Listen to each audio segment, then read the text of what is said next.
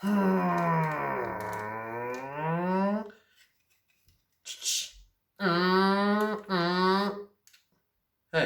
you know what? What if toys had the ability to come to life when people were not around? Just wondering. What's up, y'all? It's your boy Sterling Still. Welcome to my next episode of Sterling on Cinemas. That's Cinemas with an S. And today is the first episode of my other new playlist, Pixar Animation Studios films, where I give you my reviews on all of the Pixar movies. And today I'll be giving you my review on, you may have guessed it, Toy Story from 1995, the very first one. Now, before I begin, if you are new to this video or you're new to this playlist, don't forget to like, share, subscribe, leave a comment on the section below, and please watch to the very end. And the same thing goes if you're on Instagram, even if you're not on YouTube a lot.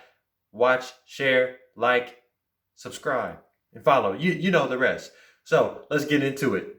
So Disney Pixar's Toy Story introduces us to Woody, a good-hearted cowboy voiced by Tom Hanks, who belongs to a young boy named Andy. He sees his position as Andy's favorite toy getting jeopardized when his parents buy him a Buzz Lightyear action figure voiced by Tim Allen. Even worse, the arrogant Buzz thinks he's a real spaceman on a mission to return to his home planet for Star Command. When Andy's family moves to a new house, Woody and Buzz must escape the clutches of a maladjusted neighbor, Sid Phillips, and reunite with their kid once more. Now, before I get started with the review, I'm gonna open up a little differently that I've never had before in any series or any playlist or any other review before this. First of all, I'm gonna talk about a little bit of the history behind Pixar, because seeing how this is their first movie, and that this animation has come a long way and their storytelling has come a long way, and how they have resonated with audiences with their stories and characters and impact on the industry, and how much they contribute to the Disney brand. I would like to dive deep into the early history before they started making these movies. So, Pixar was founded in 1986 by computer scientist Ed Catmull, computer graphics pioneer Avi Ray Smith, and Steve Jobs. Yes, that's Steve Jobs, the one who found Apple. Initially, the company made computers. They made software and hardware. When that venture proved unsuccessful, it became clear that they wanted to move into creating CG animation for commercials, hiring ex-Disney animator John Lasseter. The name may be familiar to you if you've seen all of the Pixar films or if you've watched Stayed Until the Critics. John Lasseter was pretty much like the Kevin Feige for Pixar films. He produced all of them, and he's the one that makes these Pixar movies so good. Now, according to John M. Cunningham, he states, Lasseter's short films, produced by with the company's own cutting-edge software, won some critical acclaims, including an Academy Award for the 1988 Pixar short, Tin Toy, which is actually linked to the release of Toy Story. In 1989, Pixar began making computer-animated television commercials, and 2 years later, it entered into an agreement with Disney to jointly develop, produce, and distribute 3 feature-length animated motion pictures. Reorganizing to accommodate its new creative focus, Pixar spent much of the next several years working on Toy Story. Now, seeing how when you make a movie with that kind of animation is groundbreaking, you know that's going to take many years. I mean, look at Into the Spider-Verse. Hey. So anyway, this movie which opened in theaters in 1995 as the first entirely computer animated feature film. And this right here broke grounds for the standard of animation. And this is great. Now, on to the story. Let's get one thing straight. I love the first Toy Story movie. Like, it perfectly established how Pixar kind of rose as a studio, and then there's their storytelling, how they wanted to be very imaginative. Like, this movie was imaginative. Like, I don't think anybody else would have thought of the idea of bringing toys to life. Somebody would have thought of it, but nobody would have brought it and presented it to an audience and made them surprised. Now, like I said, like I just read, before this moment right here, Pixar was only known for making animated shorts, and they still do to this day. Like if you've seen all these Pixar movies in the theaters, you do notice that there's always a short right before the animated films, right? If you agree with me, if you know what I'm talking about, put a like this video, or a comment yes in the section below. They made quite the first impression here with their first full-length feature film and the first movie to be made entirely in computer-generated animation. Because like even after Toy Story, they wanted to make more, because at the time 2D animation and drawn on paper animation was still dominating the industry. So they wanted to kind of make this the new standard for animated movies. Like even nowadays, when's the last time you've seen a 2D animated movie drawn on paper? Now, you can probably agree with this, but the last one I know is The Princess and the Frog. The last Disney movie or any other animated movie that I've seen that I know that's drawn on paper is Disney and the Frog. But nowadays, most of these animated franchises are 3D animation, and Toy Story perfectly reestablished that standard. Sure, this animation from the first Toy Story film is outdated in 2020, but the story of the first Toy Story is one of the most classic films to come out from Disney. The question that seemed like Pixar was driven by when making their movies was a bunch of questions beginning with what if?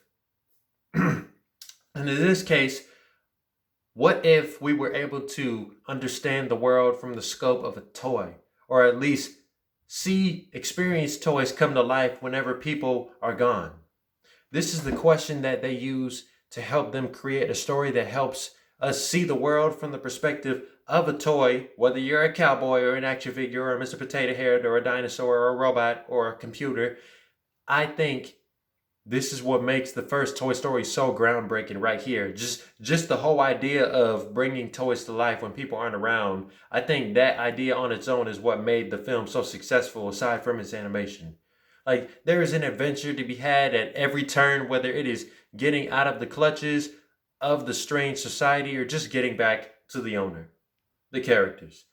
Now, if there's one thing I'm going to be talking about a lot in this Pixar series, is the characters. Like, I love these characters. Each of them, I have my favorites. Like, I love Mike Wazowski. I love The Incredibles. But anyway, the original characters in the first Toy Story are so iconic. From Woody, Buzz Lightyear, Rex, Mr. Potato Head, Slinky Dog, Ham Bank, etc. The list goes on. However, the movie perfectly establishes the relationship between Woody and Buzz Lightyear by showing how different their views about the real world are. And the different views that they have is mostly played for comic relief, which is one of the highlights, is a good excuse to have Tom Hanks screaming over that mic, his iconic scream about things. But this aspect represent how there are two different types of people or toys in this world. There are those that understand the truth well enough to know when to be played with and when to sit still. And then there are those that are so delusional that they don't know they are playing themselves. In the movie, Woody tries to help Buzz become self-actualized while at the same time learning to accept himself as a toy when it comes to comparing himself to him, because right off the bat, he was jealous by the time he came, because he's a space toy and he's a cowboy. And it wasn't just because of that, but it was because Buzz Lightyear at the time was popular and was very popular in the 90s. And that kind of stole his spotlight and he got jealous. Although Buzz does become self-actualized in the midpoint of the film, he also learns that there are greater adventures to be had when you are a toy than if you were a space ranger. Propaganda. Pixar's first antagonist may not be as compelling as the later ones to come, but this consistent torture for both Woody and Buzz, as well as his own toys, becomes a motivation big enough to put aside their opinions about each other to get back to a kid who cares about them more. And in case you're lost, I'm talking about Sid Phillips, the kid across the street from Andy's house. The being established as the first Pixar villain, and Pixar villains are just as iconic as these protagonists. The central theme of Toy Story is the power of acceptance. Like, these Pixar movies, I'm gonna talk about the theme. If there's one thing I'm gonna cover in each of these reviews, it's the theme of these movies, because each of these movies carries their own vibe and their own theme, and that's what makes them great. It's like when you watch a different type of Pixar film, you get a different style out of it. You get a different vibe out of it. Like how the Toy Story franchise is adventurous and heartwarming. The Monsters Inc. franchise is scarily entertaining. Not that scary, but you know what I'm trying to say. The Cars movies are very flashy and exotic, and the Incredibles movies are awesome and epic. But the central theme of Toy Story, like I said, is the power of acceptance. And throughout the film, we see a lot of characters accept something or someone. For example, we see how the toys are trying to accept the fact that they are moving on the day that they do. And Buzz and Woody try to accept each other, and it takes long for Buzz to accept the fact that he is just a toy. You are a toy! Rotten Tomatoes gives Toy Story a perfect score, 100%. Can you believe it? Like when I saw the score for these movies, a couple of these movies, you'd be surprised how many of these Pixar movies have a score over 90. That just goes to show how much the critics adore these movies. They're not just for kids. If you think Pixar movies are just for kids, you haven't seen any, or you haven't seen enough. Toy Story does an excellent job on many things. It helps us to take in this new incarnation of art with its three-dimensional layers of fun story, priceless characters, a nice theme and lesson in acceptance. So for that, I will give this movie 9 SOs out of 10. So that is my review on Toy Story 1. You can let me know what you guys think about it in the comment section below. Was this your first Pixar movie if you grew up around the time it started? Or when did you first start watching this movie? You can let me know what you guys think about it in the comment section below. And I'll see you guys tomorrow with my next review on the Way Back Wednesday series. Bye.